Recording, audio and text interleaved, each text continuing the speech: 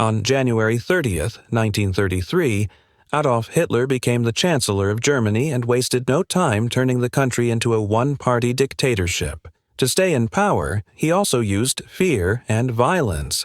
Soon, thousands of young, unemployed Nazi supporters put on their brown uniforms and high leather boots, roaming the streets to attack, and even kill, anyone who opposed the new regime. Many Germans who didn't agree with the Nazis were too afraid to speak out. By March 1933, less than 2 months after Hitler took office, the Nazis set up their first official concentration camp, Dachau. Over the next 12 years, more than 200,000 people would be imprisoned there and in its many subcamps. Nearly 42,000 would not survive. The cruelty in Dachau wasn't only carried out by SS guards, but also by kapos, prisoners chosen by the Nazis to supervise others. These kapos were often just as ruthless as the SS officers. One of the most feared among them was Christoph Knoll. Christoph Ludwig Knoll was born on April 20th, 1895, in what was then the German Empire. After World War I, Germany tried democracy for a short time under the Weimar Republic, but that ended when the Nazis seized power in 1933 and established a dictatorship. The moment they took control, Nazi leaders began targeting communists like Knoll.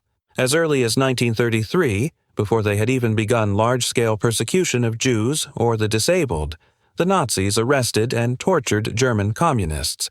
They saw communism as a major threat because it focused on class struggle rather than nationalism and race, which were central to Nazi ideology. The Nazis believed that communism wasn't just a political movement.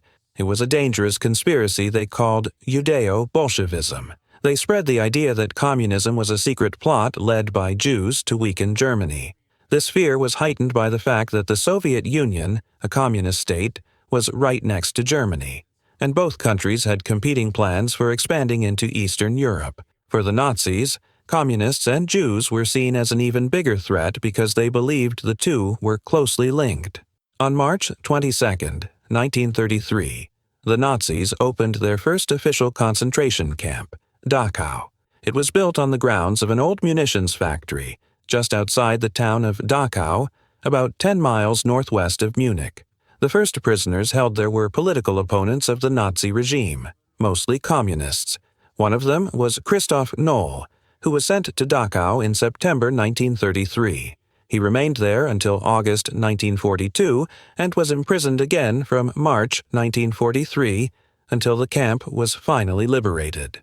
Knoll, a divorced father of 2, was originally forced to work as a tailor in the camp. However, he was later appointed as a kapo, a prisoner given authority over others. Between 1938 and 1939, he oversaw forced labor on a plantation where medicinal herbs were grown. Some prisoners were selected for special roles, including kapos who managed work crews, camp elders who maintained order, and others assigned to positions in the infirmary. Kapos were in a tough position. If they didn't follow SS orders exactly, no matter how cruel those orders were, they risked punishment or even death themselves. They had to enforce discipline, even when it meant harming fellow prisoners. Heinrich Himmler, one of the most powerful figures in Nazi Germany, explained the role of kapos in a 1944 speech to army generals. He described them as his non-commissioned officers within the prison population. He stated that these 40,000 political and criminal prisoners were assigned as kapos, each overseeing dozens or even hundreds of fellow inmates. Once chosen, a kapo no longer lived among regular prisoners. He was responsible for making sure work was completed, preventing sabotage, and keeping order. If a kapo failed or fell out of favor, he was stripped of his position and sent back to the general prison population, where he would likely be beaten to death by the very prisoners he once controlled. Unlike some other concentration camps, most of the high-ranking prisoners in Dachau were political detainees from Germany and Austria. Christoph Knoll was selected as a kapo because he was one of them. He carried out his duties well enough to satisfy his SS overseers. Later, Knoll recalled that upon arrival, prisoners were given a chilling introduction to life in the camp. You are in a concentration camp. This is not a prison, not a penitentiary, and certainly not a vacation camp. Martial law is in effect. The lowest-ranking SS officer, no matter how young or reckless, is your superior. His orders must be obeyed without question. When World War II began on September 1, 1939, conditions in the Dachau concentration camp became even worse. Prisoners faced extreme hardship, backbreaking labor, barely enough food to survive, and filthy conditions that led to the rapid spread of disease. The death rate skyrocketed. From 1940 onward, more and more people were brought to Dachau from countries that had fallen. During 1940 to 1941, Christoph Noll served as a block elder in the Jewish barracks and the penal block. He was known for his cruelty and violence, often beating prisoners to death. He also oversaw forced labor at the gravel pits, where most of the workers were Jewish prisoners from Poland and Hungary. Many of them were already starving and sick, as they were part of the penal company, prisoners who had been punished for breaking camp rules. Every day, Noll's work detail returned with a cart full of dead bodies. He would proudly say, "Well, that's my work for today," openly bragging about how many prisoners he had killed. One former prisoner, Erich Kulka, who was held in Dachau from 1940 to 1942, later described the horrors he witnessed. He recalled an incident where Noll forced prisoners to clean a polished floor.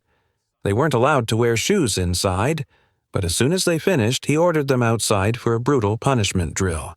They were beaten with clubs and forced to run barefoot through the yard, getting covered in dirt.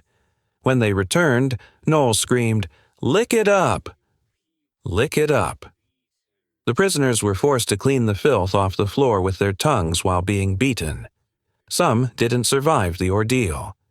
In 1942, Christoph Noll made his views clear when he said, "We German political prisoners are decent. All others in the camp should go to hell." As a block elder, he regularly beat prisoners, especially Czechs, on the punishment bench. These brutal beatings were not officially ordered but were carried out simply because of his position of power. Even when leading prisoners to the hospital, Noll would take the opportunity to strike them. Once, in 1944, he entered Block 16 and attacked a Polish prisoner with a chair leg, beating him so badly that the man collapsed. By 1944, with Germany losing the war, the Nazis ramped up war production. To meet demands, they set up over 140 subcamps under Dachau's control, where prisoners were forced to work in weapons factories. Thousands of them were literally worked to death. In July 1944, Knoll was sent to the Karlsfeld subcamp as a capo, and in February 1945, he was transferred to the Mühldorf subcamp. Mühldorf, a cluster of camps in Bavaria, was created in mid-1944 to provide forced labor for an underground factory building the Messerschmitt 262, Germany's first jet fighter. The living conditions were horrendous. Prisoners were crammed into makeshift earthen huts, half buried underground with soil-covered roofs to hide them from Allied bombers. They worked grueling 10 to 12-hour shifts, lifting heavy cement bags and performing exhausting construction tasks. Even here, Knoll continued his violent abuse of prisoners. By late April 1945, as the U.S. Army advanced toward the camps, the SS began evacuating prisoners. Around 3,600 inmates were forced on brutal death marches, where many perished before ever seeing freedom. The war in Europe came to an end on May 8, 1945. 6 months later, on November 15th, Christoph Knoll finally had to answer for his crimes. He stood trial at the Dachau trials, which began that same day. During the proceedings, Knoll downplayed his actions, admitting only to slapping a few prisoners. He insisted that he did so to protect them from worse punishment, citing instances where inmates had broken rules, one for throwing slop at him, another for refusing to get out of bed, and others for failing to report to work. He also admitted to using a rubber hose, justifying it as necessary discipline. However, testimonies from former prisoners painted a much darker picture. One survivor, Wyckoff, stated that Knoll was known as the hangman, and that it was widely known he had murdered Jews at Dachau. His long history of brutal abuse and killings was taken into account during sentencing. On December 13, 1945, the American Military Tribunal sentenced Christoph Knoll to death by hanging. The execution took place on May 29, 1946, at the Landsberg War Crimes Prison, carried out by British executioner Albert Pierrepoint. Knoll was 51 years old when he was put to death. There were no tears shed for him. Thanks for watching the Rin History Channel.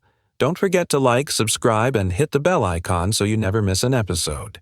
We appreciate your support, and we'll see you in the next video.